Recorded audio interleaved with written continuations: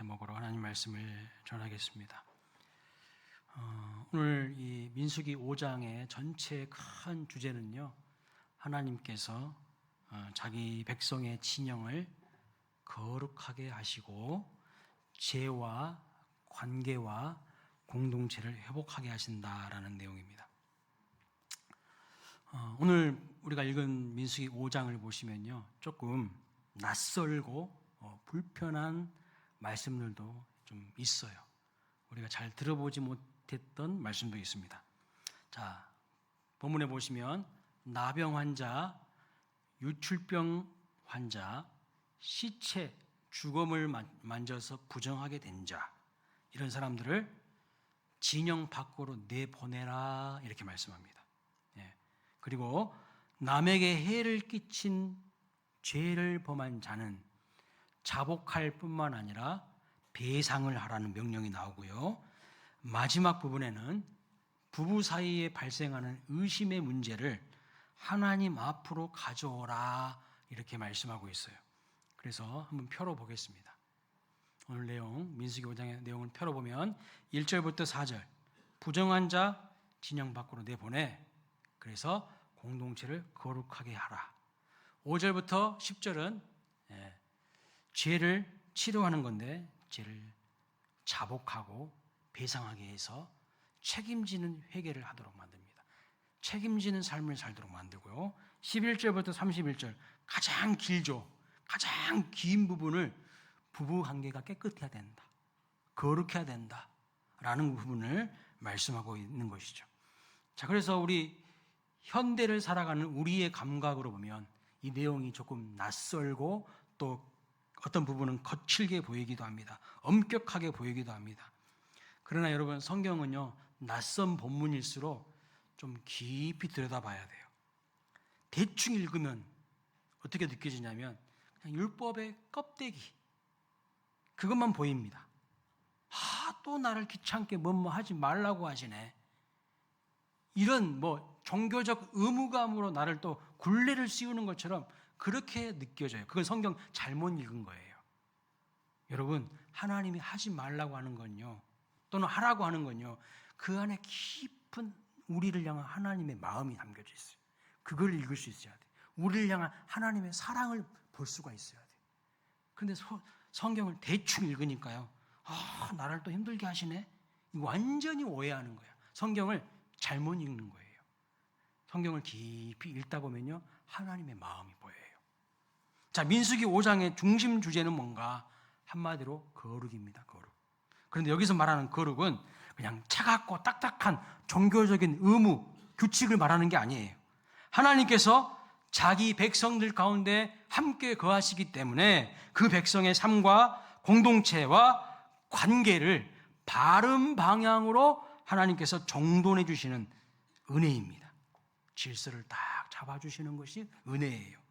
병든 것은 방치하지 않고요, 죄는 그냥 덮어버리지 않고요, 의심은 폭력으로 터뜨리지 않고 하나님 앞으로 가져오게 하시는 것을 볼 수가 있어요. 자, 그래서 하나님께서 광야 한복판에서 이렇게 말씀하십니다. 3절이요. 읽어볼까요? 시작. 진영을 더럽히게 하지 말라. 내가 그 진영 가운데 거하느니라 하시매. 아멘. 그렇습니다. 하나님께서 그들과 함께 진영에 거하시기 때문에 거기 부정한 사람들은 짐 밖으로 다 내보내라 이렇게 말씀하시는 거예요. 이 말씀은요, 오늘 교회에도 그대로 적용되고 필요한 말씀이에요.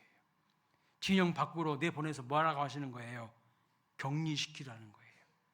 진영을 거룩하게 만들기 위해서. 그리고 짐 밖으로 보내진 사람들은 거기서 치료되고 회복되어서 다시 진영 안으로 들어오게 하시는 겁니다. 오늘날 교회가 무너지는 이유가 뭔지 아세요? 건물이 낡아서 무너지는 것이 아닙니다. 교회의 재정이 부족해가지고 무너지는 게 아니에요. 오늘날 교회가 무너지는 이유는요, 교회가 거룩을 잃어버렸기 때문에 무너지는 거예요. 성도의 삶에 거룩이 없기 때문에 무너지는 거예요. 죄를 죄로 여기지 않고 말의 오염을 가볍게 여기고 관계의 의심을 하나님 앞으로 가지고 가지 않고 사람한테 터뜨릴 때 공동체는요, 병들어 버려요. 공동체는 무너집니다. 그러면 오늘 말씀은 우리를 정죄하기 위한 말씀이 아니라 우리를 살리기 위한 말씀임을 믿으시기 바랍니다. 하나님은요, 자기 백성을 거룩하게 하시기 위해서 때로는 분리시키시고 격리시키시고, 때로는 자복하게 하시고, 때로는 은밀한 관계의 문제까지 하나님 앞으로 가져오게 하셔서 하나님 앞에 세우라고 하십니다. 세우라고. 자, 오늘 말씀을 세 가지 대지로 나누어서 살펴보도록 하겠습니다. 먼저 첫째는요, 거룩은 이해보다 순종에서부터 시작됩니다. 자, 2절부터 4절 같이 한번 읽어볼까요? 자, 시작. 이스라엘 자손에게 명령하여 모든 나병 환자와 유출증이 있는 자와 죽음으로 부정하게 된 자를 다 진영 밖으로 내보내되 이스라엘 자손이 그같이 행하여 그들을 진영 밖으로 내보냈으니. 자, 첫 번째 메시지는 이거예요. 거룩은 이해보다 순종에서부터 시작된다는 것. 하나님께서 모세에게 명령하십니다. 뭘 명령하시죠? 나병한 자, 유출증이 있는 자, 죽음을 만져서 시체를 만져서 부정하게 된 자 진영 밖으로 다 내보내라는 거예요. 오늘 말로 말하면 일종의 격리 명령입니다. 우리가 코로나19를 지나오면서 사회적 거리두기, 격리 이런 말을 이제는 너무나도 잘 압니다. 그런데 놀라운 것은 인류가 그 당시에 무슨 세균, 바이러스의 존재를 과학적으로 알았을까요? 아니요. 과학적으로 알기 훨씬 전부터 하나님은 자기 백성인 이들에게 전염과 부정의 확산을 막기 위해서 내보내라고 그들에게 딱 질서를 세워주신 것을 볼 수가 있다는 사실입니다. 그 당시 이스라엘 백성들이 여러분 현미경이 있었겠습니까? 무슨 감염학 교과서를 가지고 있었습니까? 아닙니다. 그들이 나병이 어떻게 해서 번지는지, 어떻게 발생하는지, 원인이 뭔지, 유출물이 어떤 위험이 있는지, 시체 부패 과정에서 어떤 문제가 생기는지 과학적으로 다 설명할 수 없었어요. 하나님도 본문에서 설명하지 않습니다. 그냥 명령하시고 있어요. 4절 보십시오. 이렇게 기록합니다. 여호와께서 모세에게 이르신 대로 이스라엘 자손이 뭐 했더라? 행하였더라. 순종했다는 뜻이에요.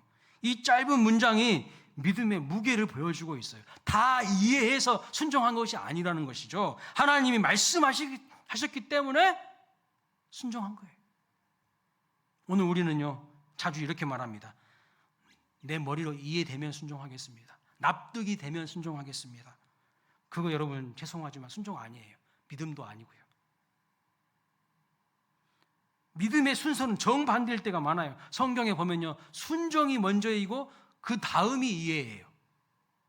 우리는 거꾸로 할 때가 많아요. 청개구리야.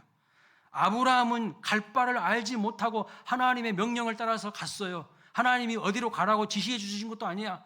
장소를 말해 주신 것도 아니야. 근데 가라 그랬어. 갈 바를 알지 못하고 떠났습니다. 가나의 혼인잔치에서 종들은요, 물을 떠다가 연회장에게 주라고 하는 말씀을 이해하지 못했지만 그냥 순종했어요. 그래서 물떠온 하인들은 어떻게 해서 이런 기적이 일어났는지를 그들만 알았더라. 성경 기록하고 있어요. 오병이어 현장에서도 제자들은요, 계산기 두드려 보니까 안 맞았어요. 자기들하고 안 맞아. 이해 타산이 안 맞아. 그런데 예수님께서 뭐라고 하냐면 너희들이 나누어 주라고 그랬어요. 너희들이. 그냥 그 말씀을 믿고 나누고 베풀었을 때 그때 기적을 보았습니다. 순종이 먼저고요. 순종하다 보면 주님이 왜 이렇게 하라고 하셨는지 손바닥 칠 때가 있어요. 무릎을 탁 칠 때가 있어요. 이거구나. 그래서 순종하는 사람들이요, 하나님을 만나고 경험하게 되는 거예요. 언제까지 내 머리로 이해된 것만 받아들일 겁니까? 그러면 평생 하나님 경험하지 못해요. 신앙의 초보 수준밖에 되지 않는다는 것입니다. 오늘 우리에게 더 무서운 나병은 뭘까요, 여러분? 피부에 걸리는 나병은요, 그것은 이제 무감각증이에요. 무감각증. 나병은요, 감각을 잃게 만드는 병입니다. 영혼도 그래요. 처음에는 죄가 아파요. 거짓말하면요, 마음이 찔립니다. 처음에 앱에 한번 빠지면요, 소홀히 하면 불편합니다. 그런데 반복되다 보면 어떻게 합니까? 점점 감각이 죽어요. 어제도 빠졌는데 이번에도 빠지지 뭐. 마음의 태도가 삐딱해지기 시작합니다. 흐리멍텅해져요. 예배를 빠져도 아무렇지도 않고 불평을 쏟아내도 내 입이 더러워져도 양심에 끌리지도 않고 미움을 품어도 기도할 마음이 생기지 않습니다. 이게 바로 영적 나병이에요.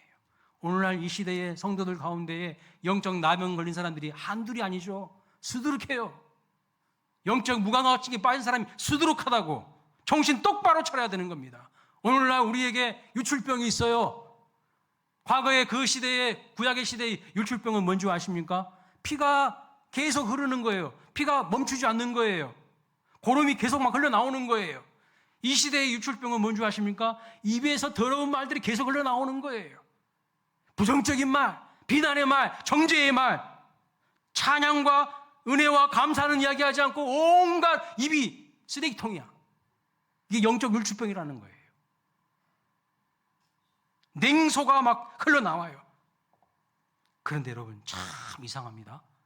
한 사람의 입에서 시작되지만 금방 공동체가 전부 다 오염돼 버려요. 예? 한 사람이 낙심을 전염시키고 한 사람이 의심을 전염시키고 한 사람이 원망을 전염시킵니다. 그러므로 우리는 물어야 돼요. 뭘 물어야 될까요? 내 입에서는 도대체 어떤 말이 나오는가? 나는 생명의 말을 하는 사람인가? 죽음의 말을 하는 사람인가? 나는 원망하는 사람인가? 불평하는 사람인가? 아니면 믿음의 말로 소망의 말을 하는 사람인가? 이걸 점검해 보셔야 돼요.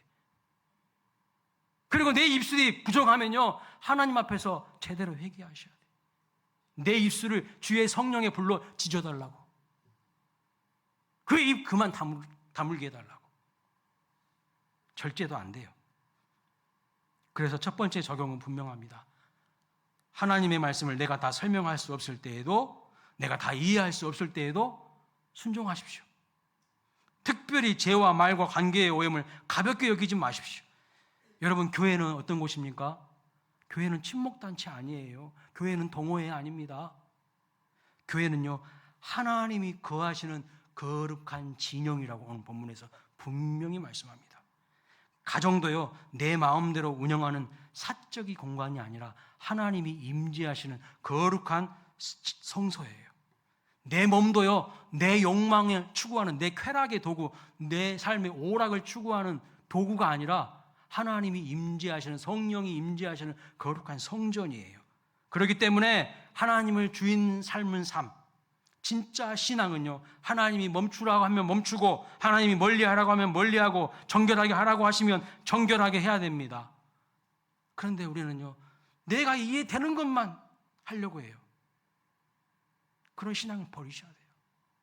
순종은요, 때로는 손해처럼 보일 때가 있지만 결국 순종이 우리의 생명을 지킨다는 것을 아셔야 됩니다. 진영을 거룩하기 위해서 주님은 부정한 자 진영 밖으로 내보내라, 격리시키라고 합니다. 여러분 삶의 거룩의 울타리를 잘 치시기를 바랍니다. 거룩의 울타리가 무너지지 않도록 하시기 바랍니다. 여러분 삶에 이상한 것들이 들어오지 않게 하시기 바랍니다. 하나님이 뭐라고 하셨어요? 이상한 것들, 부정한 것들 다 내보내라고 했어요. 내 안에 있는 죄, 내 안에 있는 더러운 생각, 더러운 태도, 삶의 자세 다 빼내세요. 밖으로 빼내세요. 하나님이 함께 하시는 거룩한 진영이, 거룩한 성소가 오염된 것과 죄와 뒹굴 수 있습니까? 그럴 수 없습니다.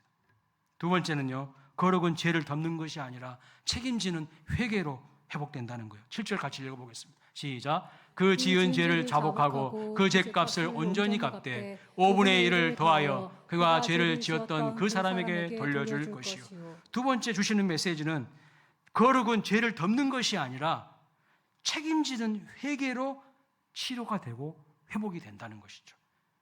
아주 중요한 죄에 대한 중요한 원리를 가르쳐주고 있는데, 여러분, 사람이 어떤 죄를 범했을 때 그 죄는요, 단지 사람에게 범한 것으로 끝나지 않는다는 거예요. 오늘 본문 6절 말씀 보세요. 이렇게 말하고 있어요. 여호와께 거역하여 죄를 지은 것이래요. 사람에게 죄 지은 것이 하나님께 반항하고 저항하고 불순종한 거래요. 하나님께 거역한 거라고 말씀하고 있어요. 내가 사람에게 죄 지었잖아요.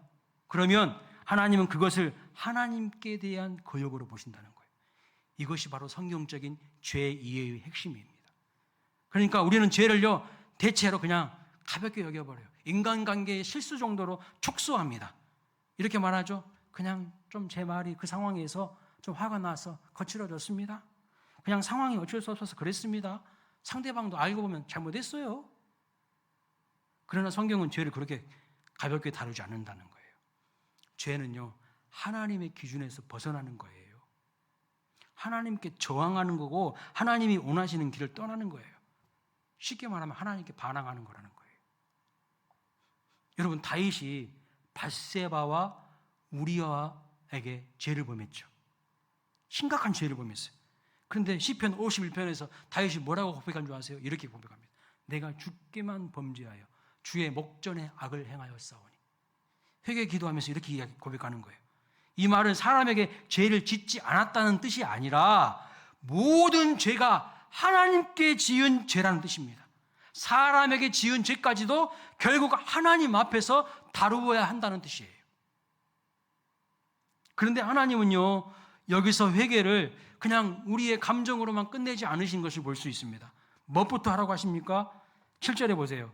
그 지은 죄를 먼저 자복하랍니다. 자복하라는 뜻이 뭐죠? 인정하고 철저하게 회개하라는 거. 변명하지 않는 거. 포장하지 않는 거예요. 있는 그대로 인정하는 겁니다. 제가 잘못했습니다라고 하나님과 사람 앞에서 죄를 인정하고 그 죄의 이름을 부르는 거예요. 그 다음 본문은 거기서 멈추지 않고요, 계속해서 이렇게 말합니다. 그 죄값을 온전히 갚되 5분의 1을 더하여 돌려주라. 다시 말해서 회개는요, 입술로만 하는 게 아니라, 입술의 고백이 아니라 정말 책임지는 행동, 배상이 있어야 한다는 거예요. 영화 밀량에서, 여러분 밀량 보셨습니까? 영화? 그 밀량이 던진 질문이 바로 여기에 있습니다.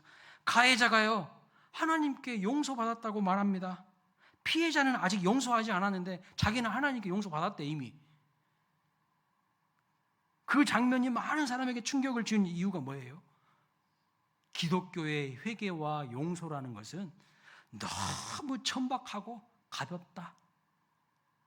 너무 기독교인들은 회개하는 것을 가볍게 여기는, 소비하는 것처럼 보였기 때문에 욕먹었어요, 기독교가. 실제로 이창용 감독이 그 영화를 찍은 다음에 인터뷰했는데 뭐라고 말했냐? 기독교인들이 회개를 이따위로 하는 거 고발하려고 이런 소재를 넣었다고 그랬어요. 근데 이창동 감독이 성경을 몰라도, 하나님을 몰라도 한참 모르는 거예요. 성경은 절대 그렇게 말한 적이 없어요. 하나님은 절대 그렇게 말한 적이 없어요. 오늘 이 시대를 살아가는 우리들이 똑바로 못 사니까 우리들 보면서 하나님을 오해하는 거예요. 우리가 하나님 보는 거울이고 창이잖아요. 우리를 통해서 하나님 보는 거잖아요, 그 사람들은. 성경에 언제 하나님이 회개를 대충 해라, 입술로만 해라 그랬습니까? 정확하게 배상하라고, 자복하라고 말씀하지 않았습니까? 누가복음 19장에 보시면 삭개오가 나오는데 삭개오가 예수님 만난 뒤에 뭐라고 말했는지 보겠습니다. 읽어볼까요? 시작. 내 소유의 절반을 가난한 자들에게 주겠으며 만일 누구의 것을 속여 빼앗은 일이 있으면 내 갑절이나 갚겠습니다. 이 사람이 진짜 예수 만나고 변화된 사람이죠. 예수 만나고 변화된 사람은요, 자기 호주머니가 변화되고 자기 지갑이 변화돼요. 시간관리, 물질관리 똑바로 안 하는 사람은 아직도 예수님 만나지 못한 사람이고요, 은혜가 뭔지 모르는 사람이에요. 신앙생활 자기 멋대로 하는 거죠, 그냥. 그러자 예수님이 이후에 뭐라고 말씀하셨냐? 오늘 구원이 이 집에 이르렀다고 그랬어요. 이 사람이 진짜 구원받은 사람이라는 거예요. 여기서 우리 공동체가 보여야 될 원리가 있습니다. 거룩한 공동체는요, 죄가 드러났을 때 대충 덮어버리는 게 아닙니다. 하나님 앞에서 정직하게 다루는 공동체예요. 작은 말, 거짓말, 그럴 수도 있지 뭐. 그렇게 넘기고, 험담한 것도 그냥 이야기한 것뿐이에요. 그렇게 넘기고, 재정의 부정직함, 관행이라고 넘기면요, 그 공동체는 점점 병듭니다. 병들어요. 죄를 덮는다고 사라지는 것이 아니라 골마요. 그래서 덮어둔 죄는요, 언젠가는 더 큰 냄새를 내면서요, 골마 터지고 하나님의 엄청난 심판을 받게 돼요. 엄청난 심판을 받게 된다는 거 알아야 돼요. 그러므로 오늘 우리가 회개할 기도는 이것입니다. 주님, 제 회개가 말로만 끝나지 않게 하시고 제 입술의 고백이 삶의 배상과 변화로 이어지게 하여 주옵소서. 부부 사이에 잘못한 거 있으십니까? 인정하셔야 돼요. 잘못했다고 이야기하셔야 됩니다. 부모 자녀 사이에 상처 준 것이 있으면 사과하시면 좋겠어요. 사과하세요. 아우, 내가 아버지인데 체면이 있지. 아니요. 진짜 권위는요, 잘못한 거 있으면 자식한테도 용서를 구하는 것이 진짜 권위가 뭔지를 아시는 분이에요. 성도 사이에 오해와 손해를 끼친 것이 있으면 가능한 푸시기 바랍니다. 하나님께만 멀리 회개하고 사람에게는 아무 일 없었다는 듯 지나가는 거 정말 편리할 수 있겠죠. 그런데 성경적이지 않습니다. 하나님 앞에서의 회개는 사람 앞에서의 책임으로 흘러가야 한다는 것을 믿으시기 바랍니다. 마지막 세 번째입니다. 거룩은 은밀한 의심까지 하나님 앞에 세우라고 말씀하고 있어요. 은밀한 의심까지 하나님 앞에 세우래요. 이 부분이요, 가장 많은 분량을 할애하고 있어요. 11절부터 31절까지 배우자가 탈선하고 바람 피운 정황이 있고 그것이 의심될 때 어떻게 해야 하는지에 대해서 말씀하고 있네요. 와, 성경이 이런 것까지 구체적으로 이야기하고 있어요. 부부 관계에 있어서 매우 중요한 내용입니다. 16절 말씀 보세요. 어떻게 해야 되는가? 제사장은 그 여인을 가까이 오게 하여 여호와 앞에 세우래요. 하나님 앞에 세우라고 말씀하고 있어요. 은밀한 의심까지 하나님 앞에 세울 때에 그 거룩이 지켜진다는 뜻입니다. 그래서 민수기 5장 11절 이후는 어떤 내용이냐면 남편이 아내의 부정을 의심할 때 어떻게 해야 하는지를 다루고 있어요. 다시 말하면 아내가 바람 피우는 정황이 있거나 바람 피우지 않았어도 의심이 될 때 어떻게 해야 되는지에 대해서 말씀하고 있어요. 부부관계에서 엄청 중요한 문제 아닙니까? 여러분, 이 시대는요, 남성 중심의 사회였어요. 본문의 배경을 잘 알아야 하나님의 의도가 무엇인지를 정확하게 볼 수가 있는데 여인들의 권리는 이때 당시에 매우 약했어요. 사회적인 약자야. 남편의 의심만으로도 아내를 버리거나 폭력으로 아내를 다룰 수가 있어요. 그리고요, 아내를 심하게 모욕할 수가 있는 시대였습니다. 그런데 하나님은 그 의심을 남편의 마음대로 처리하지 못하게 하신 거예요. 그래서 여호와 앞에 세우라고 하십니다. 남편, 네 마음대로 처리하지 말라고 하는 거예요. 네가 주인이 아니라는 거예요. 하나님이 주인이시라는 거예요. 그러니까 남편의 감정이 곧 판결이 되지 못하도록 하라는 뜻입니다. 남편의 질투나 의심이 곧 형벌이 되지 않게 하라는 거예요. 의심이 생겼을 때 폭력으로 풀리지 말라는 뜻입니다. 소문 퍼뜨리지 말고 그것을 하나님 앞으로 가져가라. 하나님 앞으로. 그러므로 이 본문은 여성을 보호하기 위한 말씀이에요.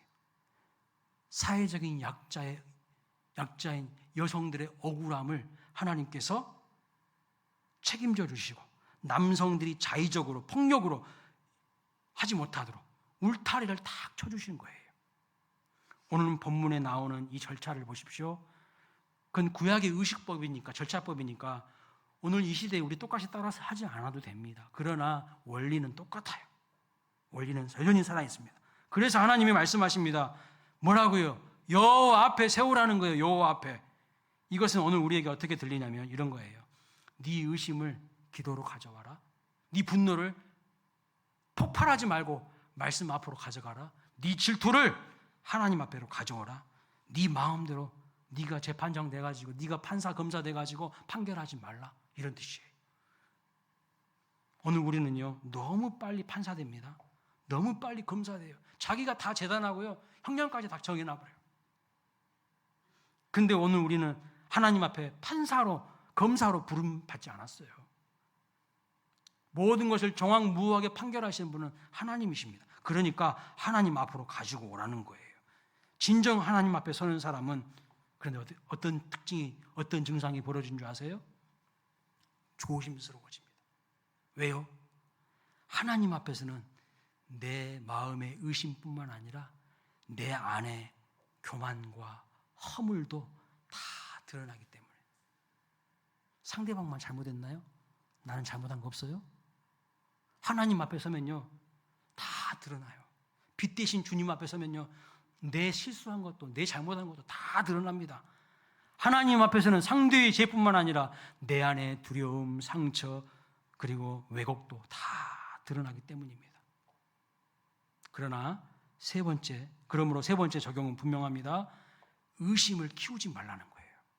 의심을 키우지 말고 우리의 인간관계를 하나님 앞에 세워야 한다는 것이죠. 질투를 사람에게 터뜨리기 전에 하나님께 가져가야 됩니다.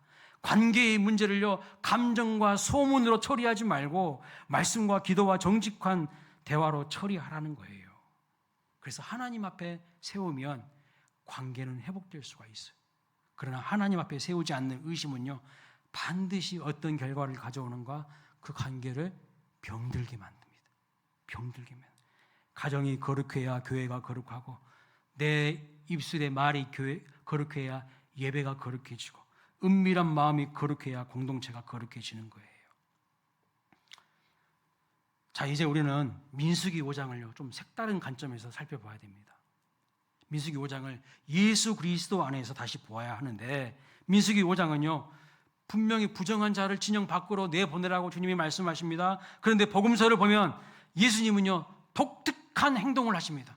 뭐냐면 부정한 자를 찾아가시고 그에게 손을 내미시는 거예요. 아니 구약과 너무 다르잖아요. 구약은 이 사람들 부정하니까 진영 밖으로 내보내. 그런데 예수님이요 그 부정한 자들 찾아다니면서요 고치시고 만져주시네요. 나병 환자가 있어요. 이 사람이 이렇게 말했습니다. 원하시면 저를 깨끗게 하실 수 있습니다 라고 했을 때 예수님이요 그냥 말씀만 하셔도 치유하실 수 있는데 그 부정한 사람에게 예수님이 손을 내미셨어요. 와, 어마어마한 일입니다. 혈류증으로 12회 고통받던 여인이요 예수님 옷자락 만졌을 때 이 더러운 것들이 어디를 만져? 그러지 않고 주님은 그 여인을 몰아내지 않으시고 따라 내 믿음이 너를 구원하였다고.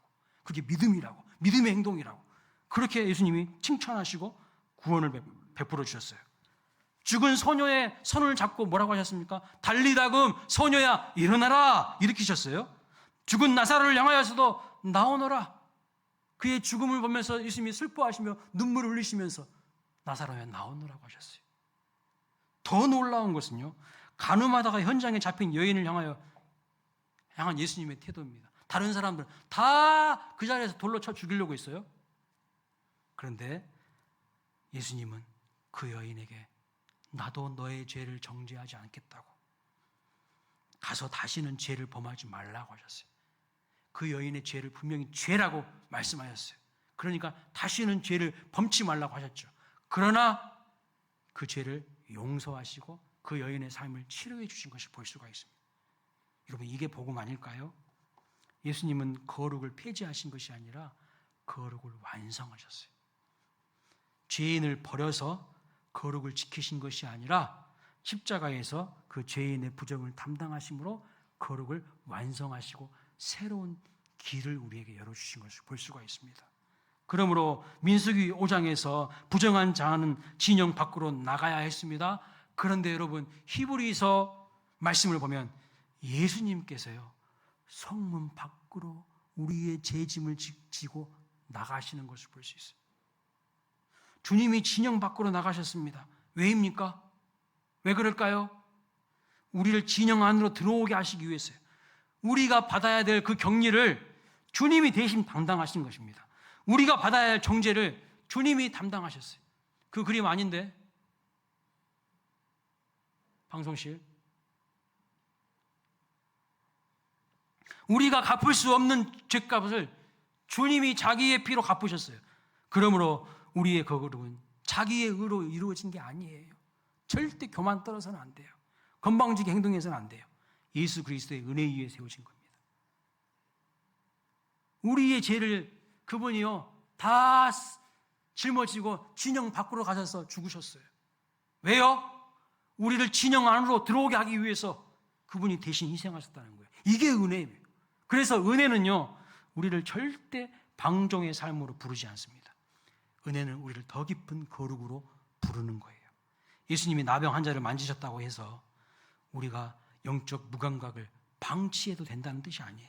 예수님이 죄인을 용서했다고 해서 우리가 회개 없이 살아도 된다는 뜻이 아닙니다. 예수님이 상처 입은 관계를 회복시켰다고 해서 우리가 의심과 험담을 마음대로 퍼뜨려도 된다는 뜻이 결코 아니죠. 은혜를 아는 사람은요, 거룩을 사랑하게 돼요. 그리고 죄를 미워하게 됩니다. 용서받은 사람은요, 죄를 미워하게 돼요. 십자가의 은혜와 사랑을 아는 사람은요, 자기 삶을 정결하게 드리기를 소망하게 돼요. 은혜가 뭔지 모르니까, 은혜가 뭔지 모르니까요, 엉망으로 사는 거예요. 진짜 나 같은 죄인 살리신 하나님의 은혜를 아는 사람은요, 거룩을 향해 달려가고 있어요. 우리를 선택하시고 구원하시기로 하나님이 예정하신 이유가 뭐예요? 거룩하고 흠이 없는 존재로 우리를 부르시기 위해서 선택하고 예정하신 거예요. 엉망진창으로 살아도 된다는 것이 성경의 구원론이 아니에요. 사랑하는 성도 여러분, 오늘 하나님은 우리에게 세 가지를 말씀하십니다. 첫째, 다 이해되지 않아도 하나님의 말씀이면 순종하십시오. 그것이 때로는요, 나에게 손해가 되는 것처럼 느껴져도 그것이 생명을 지키는 거예요. 그것이 내 삶에 하나님의 복과 은총을 불러오는 길이라는 것을 믿으시기 바랍니다. 두 번째, 부정을 가볍게 여기지 말고요, 죄를 말로만 회개하지 말고 책임지는 회개로 나아가십시오. 자복하고 사과하고 가능한 배상하고 삶을 고치시기 바랍니다. 세 번째, 은밀한 의심과 관계의 문제를 하나님 앞으로 가지고 오셔야 돼요. 감정이 판사가 되게 하지 말고 소문이 재판장 되게 하지 말고 하나님이 주인 되시게 해야 한다는 겁니다. 주님은 우리를 얼마든지 거룩하게 하실 수 있습니다. 주님은요, 진영 밖에 있는 자도 찾아가십니다. 죄를 자복하는 자를 버리지 않으십니다. 주님은 깨어진 관계도 다시 세우십니다. 그러므로 오늘 우리는 이 말씀을 통해서 하나님이 어떤 분이신지를 똑바로 알아야 돼요. 하나님은 어떤 분이십니까? 하나님은 거룩하신 분이세요. 그리고 우리를요, 거룩한 삶으로 초대하시고 이끄시는 분이십니다. 은혜의 하나님이신 것을 알 수가 있어요. 그 하나님께서 우리 가운데 거하시기를 원하신다고 말씀하고 있어요. 나는 너희와 함께 하기를 원한다. 나는 거룩하니 너희도 거룩하라. 이렇게 말하고 있다는 거예요. 우리 모두가 예수 그리스도 안에서 거룩한 백성, 회복된 공동체, 생명의 진영으로 세워지기를 주님의 이름으로 축복합니다. 이제 이 말씀 붙들고요, 우리 자신과 공동체를 한번 돌아봤으면 좋겠어요. 하나님이 멀리 하라고 하신 것 여러분 가까이 하고 있지는 않습니까? 그거 막 좋아하고 있지는 않습니까? 술을 멀리 하세요. 담배를 멀리 하시고요. 세상의 문화를 멀리 하세요. 더러운 것들이 내 삶에 들어오지 못하도록 거룩한 울타리를 치시라는 말입니다. 내 입술에서 생명의 말마다 원망과 판단과 부정과 더러운 쓰레기통 되지 않도록 조심하십시오. 회개한다고 말하면서 실제로 사과해야 될 사람에게 사과하지 않고 갚아야 할 것 미루고 있지는 않습니까? 확인되지 않은 의심을 마음속에 키우면서 관계를 병들게 하고 있지 않습니까? 이거 다 우리의 문제잖아요. 오늘 주님 앞에 정직해지길 원합니다. 거룩하기 위해서는요, 거룩하신 하나님 앞에서 계속 내 자신을 세워야 돼요. 넘어졌으면 다시 주님께 나아가고, 오염됐으면 주님의 보혈로 나를 씻어달라고 간절히 기도하고, 상처를 주었으면 책임있게 돌이키고, 의심이 생겼으면요, 나팔 불고 다니지 말고 상상의 나래를 펴가지고 소설 써서 확대 대상산에서 증폭시키지 말고 하나님 앞에 가져가서 기도하고 울라는 거예요. 그래야 진짜 하나님의 은총이 있고 회복의 역사가 있다는 거예요. 소문 불고 나팔 불어봤자 공동체 더 오염시키고 이상하게 만드는 거예요. 그때 하나님께서요, 우리 가정과 교회와 영혼을 거룩한 성소로 만드신다는 것을 믿으시기 바랍니다. 생명의 진영으로 하나님이 축복해 주시고 세워주실 거예요. 거룩한 삶을 살아가는 우리 모두가 되시기를 주님의 이름으로 축원합니다.